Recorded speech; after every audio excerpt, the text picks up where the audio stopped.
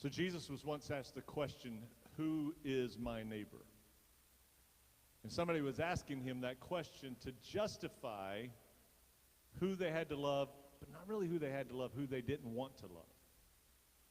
Can we all just confess for a moment that there are some people that are easy to love, and then there are some people that are difficult to love?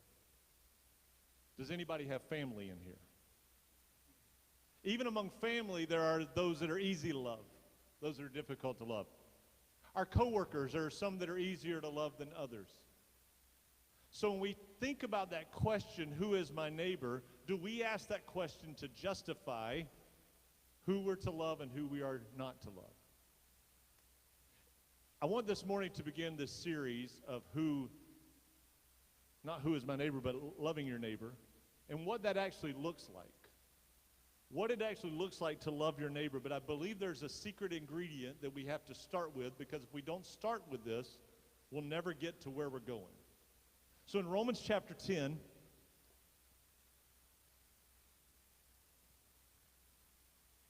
I'm going to read verses 1 through 4, and then I'm going to read verses 13 through 17. Verse 1 says, "Dear brothers and sisters, the longing of my heart and my prayer to God is for the people of Israel to be saved. I know what enthusiasm they have for God, but it is misdirected zeal. For they don't understand God's way of making people right with themselves. Refusing to accept God's way, they cling to their own way of getting right with God by trying to keep the law. For Christ has already accomplished the purpose for which the law was given. As a result, all who believe in him are made right with God." Look at verse 13 with me.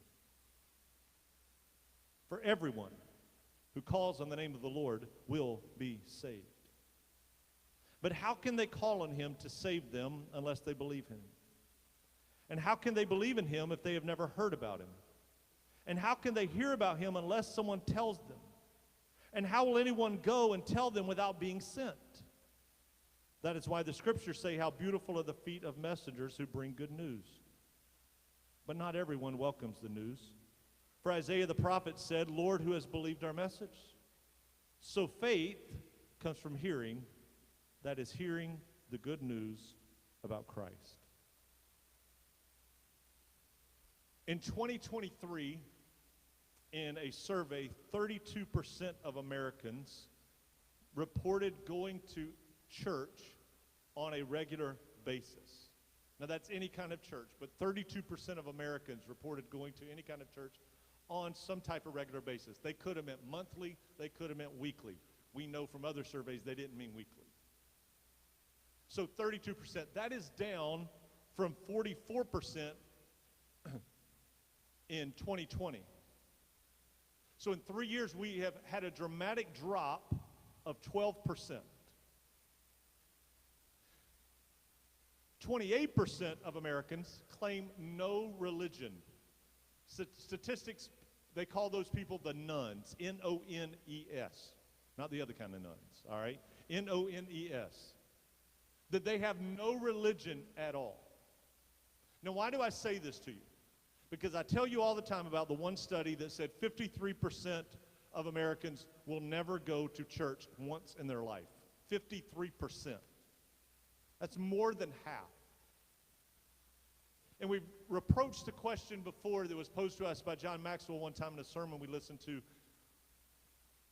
What are we going to do about that? What are we going to do about the 53% of people that will never, ever walk through the doors of our church? You see, the statistics tell us that churches are abundant, and we know that, do we not? We know there's an abundance of churches. So having churches isn't the solution. Because there are churches. Susan and I went to a church just a couple weekends ago and taught some there on marriage. That church averages, listen to this, y'all. You know, they average more than we do every Sunday. They average 19,000 people a week. 19,000 people in all their campuses. I believe they had 10 campuses. And yet we still see that 53% of people in the United States don't go to church. 65% of churches in America have attendance of 100 or less. 100 to 300, I believe it's 100 to 300 makes up the next 20-something%. And those mega churches I just talked to you about, that makes up about 0.2%. You see, what I'm saying to you is church isn't the problem. We have churches. And somewhere along the way, we've adopted a theory of the field of dreams for baseball fans. If you build it, they will come. But we've built the buildings, and we meet in these buildings tax-free, and we have resources, but still we're missing at least 53%, but according to that statistic, 32% of Americans, I'm not a great math guy, but I believe that's around 68% of people don't go to church on a regular basis. You see, the problem is we keep trying to get people to go to church instead of showing them Jesus. The Apostle Paul is saying right here that he has a heart for his people. And he has a great heart for his people. And he said, I know this heart because whoever calls on the name of the Lord will be saved. You do not have to be from a certain social status. You do not have to have a certain skin color. You do not have to have a certain nationality in order to come to Jesus. Whosoever will may come is still the message. And whoever calls on the name of the Lord will be saved. But how are they going to hear, he said, unless somebody tells them? How are they going to know all of this? How are they going to call if they don't believe? And how are they going to believe if they've never heard? And so we know some things. So I want to share with you real quickly 3 things that we know, and then one more after that. The first thing that we know is we know the gospel. As followers of Jesus, and I'm going to speak to us as a local church this morning, as followers of Jesus, we know the gospel. If you've been a part of this church or any good Bible teaching church at any time, you know the gospel. The gospel is Jesus died, was buried, and he rose again on the 3rd day. And you know that that gospel says that whoever calls on his name and professes their faith in him and turns from their sins, that they will have everlasting life. I meet people that have never darkened the door of a church that somehow know John 3:16. That God so loved the world. They know that message. And we know the gospel. And the truth is, we have repeated that gospel message to each other so many times, and yet still some of us are like, oh, I don't know if I'm strong enough to share it. You know this message. You know the truth. Romans 1 says that none of us should be ashamed of the gospel. Why? Because it's the power of salvation to everyone that believes. We know the gospel, and we rejoice in that gospel. I'm glad that I'm not here this morning hoping that we're doing enough in order to stand before him one day and be clean and whole. We know this beautiful gospel message. So that's not the problem. The second thing we know is we know the need. I just stated to you the need. The need is that we have people that you work with and you live with and that I work with and that I live with, people that we are around on a regular basis that do not know that gospel and do not know the saving power of Jesus. And so because of that, they have turned to everything but Jesus. As Paul said in the beginning of this, he said, we know this truth, and he said, but my heart's desire is that they know this truth, but they have turned away from the truth in order to find their own way. Anytime I talk to someone about Jesus and bring this into a conversation, somewhere along the way they're going to tell me, I'm a pretty good person. I can look around this room. There's a lot of pretty good people in here. I mean, the person next to you, chances are, they're pretty good. Wouldn't you look at them and say, yeah, they're pretty decent? There's good people in here. And I know good people in society. But good people don't make it into the kingdom. Regenerated, saved, and changed people make it into the kingdom. Transformed people by the power of the gospel make it into the kingdom. And so we are not teaching a self-help gospel, because people don't just need self-help, they need spirit help. You see, self-help might get me off the bottle, but spirit help is going to take away the desire for it. Self-help may get me through some anxiety, but spirit help is going to help me to understand that Christ is all I need. You see, and once again, I'm not belittling any of those things. I just know that there is a need within our culture for transformational change. Every week, I have the privilege of talking to people who are in the midst of struggles.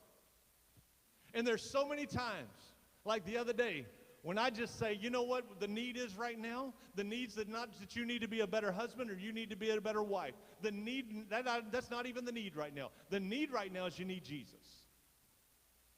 Because what we need is some intervention of the gospel into people's lives. And if you want to walk into Walmart or Target or any store that you want to, whatever your favorite restaurant that you might go to today, you walk into that place, the majority of those people in there, according to statistics, need Jesus. The majority. Now, we just assume because we're in the South that everybody knows Jesus. But we've assumed wrong. We've assumed wrong. So we know the need. Because we know without Jesus, there is an eternal consequence. And I don't want, and I believe you don't want anybody to pay that eternal consequence. So we know the need. And the third thing that we know is the commission. We know the commission. If I could read verse 13 through 17 again. Everyone who calls on the name of the Lord will be saved. Do we agree with that? Yes, we agree with that because we know the gospel and we know the need. But how can they call on him to save them unless they believe in him? And how can they believe in him if they have never heard about him? And how can they hear about him unless someone tells them? And how will anyone go and tell them without being sent? Paul is asking a question that he knows the answer to. Because the answer of the being sent has already been done. Every person in here has been sent by Jesus to this world. He told us, as Mark translated it, to go into all the world and preach the gospel to every creature. Every single person deserves to hear the gospel message. And it is our responsibility to take that gospel message because we have been commissioned to go. Matthew said it this way: go make disciples in every nation, baptizing them, and do the things that I said to do. This is what Jesus is telling us to do. We have a commission to go take the gospel that we say we know to the people that we say we know are in need. And we know that we have been sent by God to do it. Having had 4 children and now watching my grandson, it is fun when you tell a kid, hey, you give them something to do. Hey, go do this. Our grandson, he's proud of himself when he can throw something in the trash can. Y'all know those days? So he got done with something the other day, and this was actually the last time they were here, and we said, go throw that in the trash can. And he had the trash can, but how many know between where he was and the trash can, there are distractions? And that distraction could be any little small thing. It could be the television on. It could be a little toy car. It could be anything like that. And those distractions from that simple task of getting one thing from point A to point B. I believe what happens sometimes is the church, we know there's a commission. We know this gospel, and we know the need, but we've gotten distracted. We've gotten distracted by things that are of no consequence. And we've told ourselves that those things are more important than the gospel. We've told ourselves they're more important than the need. See, we've told ourselves that entertainment is more important than the gospel. And I'm not just talking outside the church, I'm talking also inside the church. That we are trying to be more entertained than we are to share the truth of Jesus. We've told ourselves that certain ministries are more important than sharing the gospel. I am all for youth ministry. I'm all for children's ministry. I'm all for marriage ministry, any kind of ministry. But the central part of every one of those ministries, worship ministry, ought to be bringing people to Jesus. But we've gotten distracted. And we've gotten entertained, and so we've missed the point. So if I said to you this morning, do we know the gospel? Will we agree? Yes, we know the gospel. Do we know the need? Yes, we absolutely know the need. Do we know the commission that we're all called and sent? We know the commission. That brings me to the fourth point that you're probably not going to like. And if you come on Wednesday nights, they always do a thing. Peter always does a thing and asks this question. He reads the statement that I make, and then he asks true or false. So this is going to be a fun one for you on Wednesday night. I'd encourage everybody to come just to hear this true or false. The fourth thing is we just don't care. We just don't care. We care about filling up churches, but we don't care about people's souls. And we've also gotten to the point we care about our four and no more, and we don't care that anybody knows Jesus. If we were really honest with ourselves, if we injected truth serum into the church in America, it would be we just don't care. How do I know this? I want to go back to the beginning. Look at verse 1.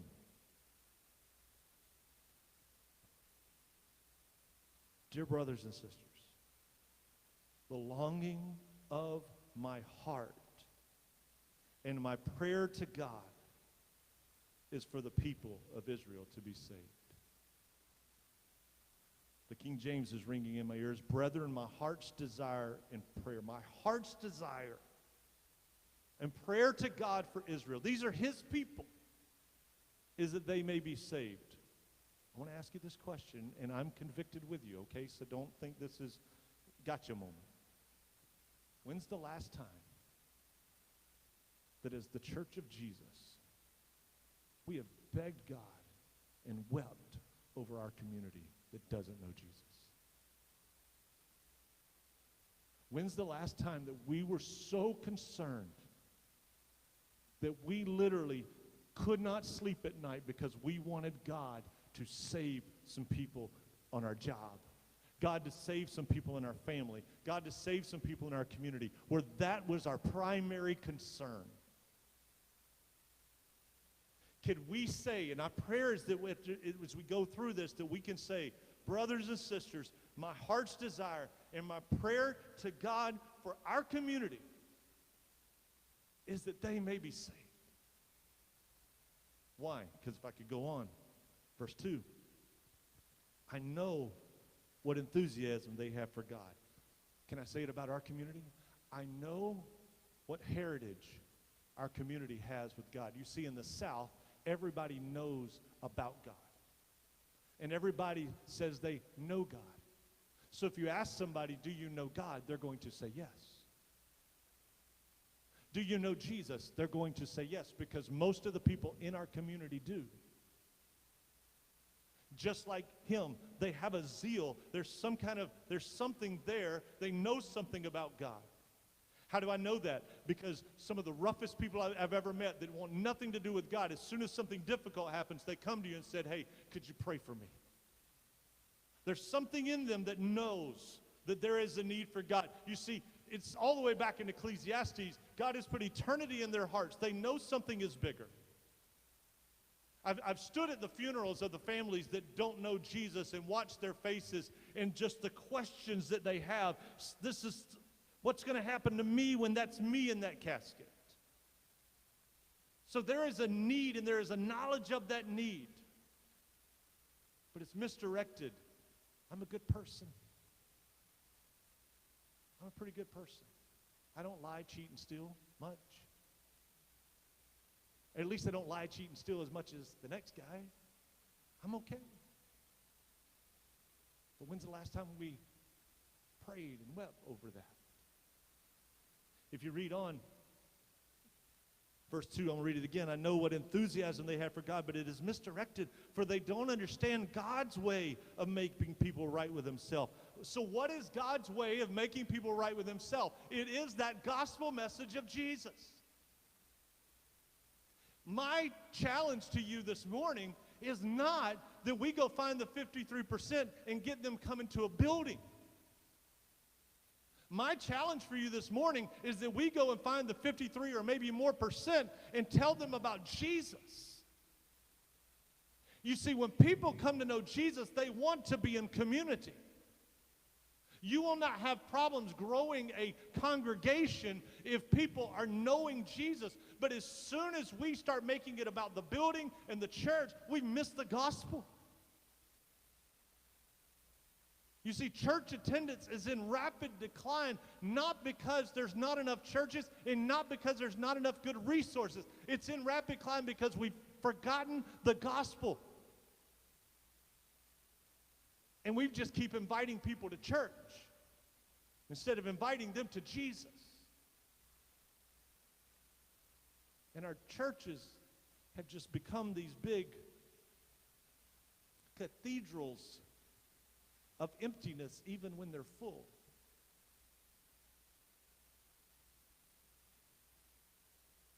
Look at it again, verse 3. For they don't understand God's way of making people right with him. Refusing to accept God's way, they cling to their own way. To their own way of getting right with God by trying to keep their law. They'll say, hey, David, that's good for you, but I'm going to go a different direction. You can go as many directions as you want, but Jesus said, I am the way, the truth, and the life, and no one comes to the Father but by me. And that ought to be said when we say that to people. We ought to say that with tears in our eyes. I haven't shared this in a long time, but I know I've shared it before. I had a young man I was working with. I guess I was a young man then too. I was probably in my late 20s. And another young man in his 20s. We were co-workers. And so we started talking one day and about some things, and came to find out as we talked, I knew from his heritage he didn't know Christ. I knew what religion he had been brought up in, and we discussed religion, and we went back and forth, and he said, one day I'd like you to tell me about your religion. I'm like, oh, open door. So I ended up at his house one night, and we were talking, and I had my Bible out, and I started telling him about the glorious gospel of Jesus. And he's listening, and I got about halfway through of presenting him who Jesus was and why Jesus died for him, and he grabbed my Bible out of my hands, and he shut it. I was startled. I didn't know what to do. I looked at him and said, hey, what's wrong? What's wrong? And he was from another country, and in his broken English, he said, don't show me anymore. I said, what do you mean? He said, don't show me anymore. I said, why? And he made a statement I'll never forget. He said, the more you show me, the more I'm responsible for. I've never forgotten that moment. But can I say to you, according to Romans 1, if you want to go back a few chapters, every one of us are responsible to a holy God. And so with tears in our eyes and love in our hearts, we ought to be able to look at people and say, let me tell you about Jesus. Let me tell you about what he did for me. I'm not claiming to be a perfect person. I'm just claiming to be a redeemed and changed person by a perfect Savior. But it has to come down to the beginning. Do we care enough to do that? Do we genuinely care?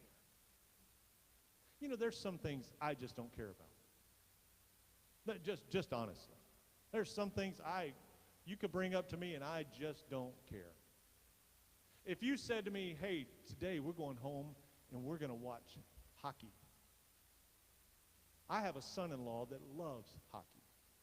Me, I don't care. It's not that I dislike it. It's not that I wouldn't go to a hockey match and enjoy it. I just don't care. If you told me these two teams are playing each other and they're rivals, I'd be like, that's great. I don't care. Some things I just don't care about. I don't know what it is that you can think of in your life that you just don't care about. But when you don't care about something, you're indifferent. When you don't care about something, you can take it or leave it. When you don't care about something, you can ignore it and your life has not changed at all. Does that remind you of how we tell people about Jesus? That we're indifferent? That we very rarely, if ever, do it? That it never crosses our minds? See, it would be foolish for me to get up here and talk about loving your neighbor when we just don't care. So the first thing we have to do is say, God, you got to give us a heart again. See, repentance doesn't stop at the moment we get saved. Repentance is a change of direction. And God, I'll just be honest, I just don't care. Can I tell you one of the heartbreaking things about counseling with people on a regular basis is the people that don't know Jesus, when they get up and leave my office, and I watch them walk out that door, and I think, oh, just wish they knew. Now, I tell them up front that I'm a pastor, and I tell them all the time, if you're ever in my office, you would hear me say this. Listen, even if you're not a Christian, I'm a follower of Jesus, and somewhere along the way, you're going to hear some Jesus speak come out of my mouth, because that's the only way I know how to talk.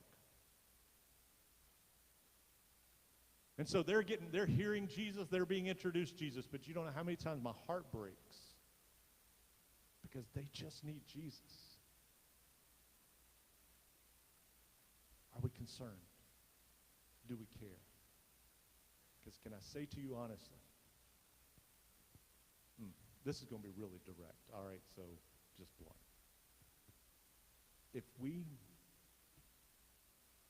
we closed every church